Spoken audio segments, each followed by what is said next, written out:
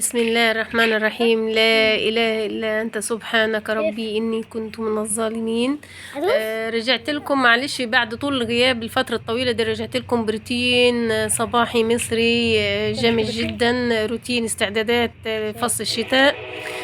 روتين فوق سطوح منزلي من أجمل الروتينيات. أنا بعشق السطوح وبعشق الشغل فوق السطوح، بعشق الطبيعة والهواء. دول الأرانب عندي أنا، دول محيريني. فرحت قلت لازم إن أنا أعمل لهم تحت. أنا ما لما بيجي الشتاء ما بعرفش، بيبقى الدنيا كاتمة كده والنظافة بتبقى عاملين ريحة مش حلوة، فقلت أعمل لهم زي عشة فوق السطوح كده، وكان لابد إن أنا أطلعهم عشان خلفتهم، وعارفين وسخة الأرانب كتيرة. فقلت النهاردة هعمل الخلطة الأصلية دي، ونزلت جبت شوية طين ونزلت عليهم شوية مية، وجبت شوية تبن من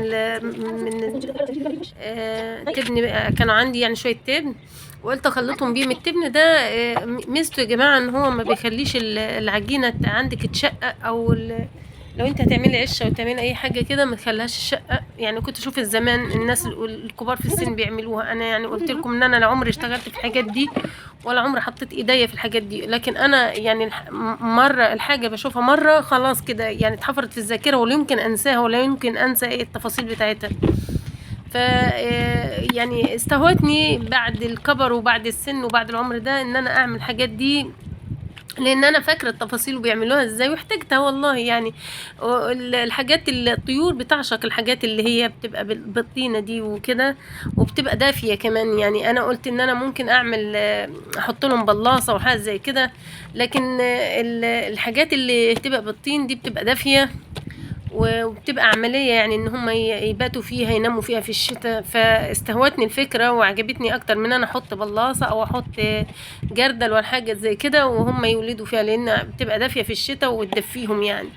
فقلت خلاص انا عندي الفكرة وعندي الطينة جنبينا وعندي شوية تبن كانت انا حطاهم على جنب كده، فقلت انا هشتغل في الموضوع ده على حسب ما انا كنت فاكرة. والله انا عمري ما اشتغلت في الحاجات دي، ويعني شرفني. يعني الواحد ما بيستحيش من اهله، ما بيستحيش من الشغل مش عيب. واللي يعرف حرفة في الايام دي احسن من اللي يعرفش، يعني حاجة مش عيب يعني. لكن انا يعني ذاكرتي حاضرة جدا، ولو شفت اي حاجة مجرد ما انا شفتها خلاص كده بتحفر في الذاكرة ان شاء الله 50 سنة يعني. بالذات الحاجة لما بشوفها، يعني مش اسمعها كمان. فعملت لهم الترابه دي. انا كنت بشوفهم زمان يبلوا الطوبه ميه، والطينه كمان تبقى مبلوله عشان كله يمسك في بعضه كده. فاجي احط الطوبه جنب لها ميه، واجي احط الطينه جنب لها ميه، وهكذا. عرفت بقى. بص، ولا حسن فتحي في زمانه، الباشمهندس حسن فتحي. هتسالوني مين حسن فتحي؟ ده اشهر معماري فيك يا مصر، بنى قرية كاملة من الطين. وانا كل ما اجي اعمل لكم حاجة زي كده اقول لكم حسن فتحي، لان انا الراجل ده شفت الاعمال الفنية اللي هو عاملها، وشفت المدينة اللي هو القرية الكاملة اللي عاملها قرية طينية. ابهرتني. يا ريت تبحثوا عنها في جوجل او في الفيس او على اليوتيوب، بتبهروا بالمدينة الطينية اللي هو عاملها. يعني من اشهر الفنانين ومن اشهر المعماريين المصريين اللي عملوا مدن طينية بالكامل. فانا يعني ايه، يعني ابهرتني. فعجبتني ساعتها الفكرة. كانوا بيجيبوها زمان في برنامج جولة الكاميرا وكده. الفكرة عجبتني خالص. بصوا كده عملت انا عمالة ارص الطوبة اهو، طوبة على طوبة، ولازم بين كل طوبة وطوبة لازم تحط كمية من الطين كافية بحيث ان الطوبة تمسك في الطين. كان ممكن اعملها اسمنت، بس انا عاجبني الطين اكتر، لان الطين من الحاجات اللي بتحتفظ بالدفء والرطوبة، مش بتتخلص من الحرارة بسرعة. لكن الاسمنت بيبقى ساقع في الشتاء. فعجبتني ان انا اعمل الموضوع ده بالطوب والطين اكتر من ان انا عشان يدفي الطيور عندي. ده اللي خلاني اعمل الفكرة دي يا جماعة.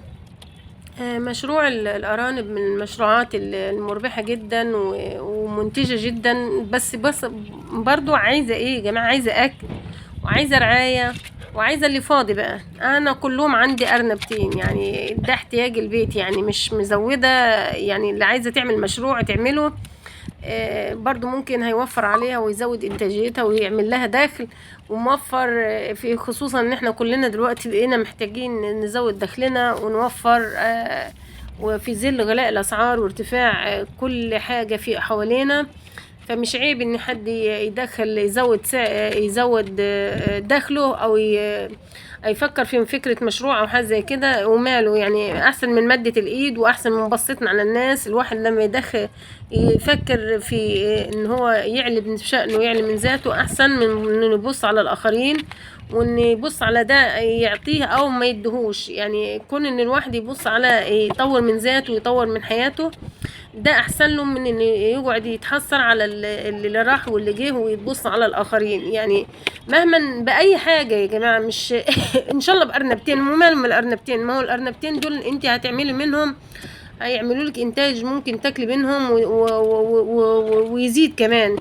يعني هم الارنبه، يعني انا كانت عندي ارنبه والله كانت بتخلف بال 13 و 14 ارنب يعني، وماله، هي كل 40 يوم بتخلف الارنبه. فانت لو عندك كل 40 يوم لو اتنين خلفوا مثلا 12 24 ارنب كل 40 يوم، يعني هيبقى عندك كميه بس اشبعيهم اكل وكفيهم يعني. مفيش مشكلة يعني ان الواحد يحاول يطور من ذاته ويطور من حياته بأي فكرة بأي اسلوب بأي طريقة، ويحاول ان هو يطور من حياته بطريقة اللي هي ايه تساعده وتوفر عليه وتساعد وان هو يوفر في ميزانيته، وان هو بلاش البصة الدنيا دي. انا مش حمل ان انا اعمل الحاجات دي، ومش حمل يعني، كلنا يا جماعة مش حمل المرمطة ولا اتمرمطنا في بيوتنا ولا شوفنا اي حاجة، بس نظرا للظروف اللي احنا الشعب كله عايشها والناس كلها عايشاها، يعني واجب على كل واحد ان هو يطور من ذاته ويطور من حياته. مش هينفع انك انت تبص على حد، ولا ينفع انك انت تسأل الناس يديوكي او ما يديوكيش او يشفقوا عليك او ما يشفقوش، وماله. احنا كلنا ايه يعني. بصوا كمان السور اللي انا عاملاه ده عملته عشان خاطر ايه، احجز فيه كام فرخة عندي اللي هي الفراخ بتبيض. انا طبيعي ان انا زرعه فوق السطوح، فمش عايزه الفراخ ولا الارانب يطلعوا ياكلوا ايه، ياكلوا الزرع اللي انا زرعاه يعني. فحتى الارانب في الغرفه اللي انا عملتها لهم دي، بصوا دي العشه بتاعت الارانب وغطيتها بالسيراميك من فوق، عشان تبقى دافيه لما يدخل فصل الشتاء. ورحت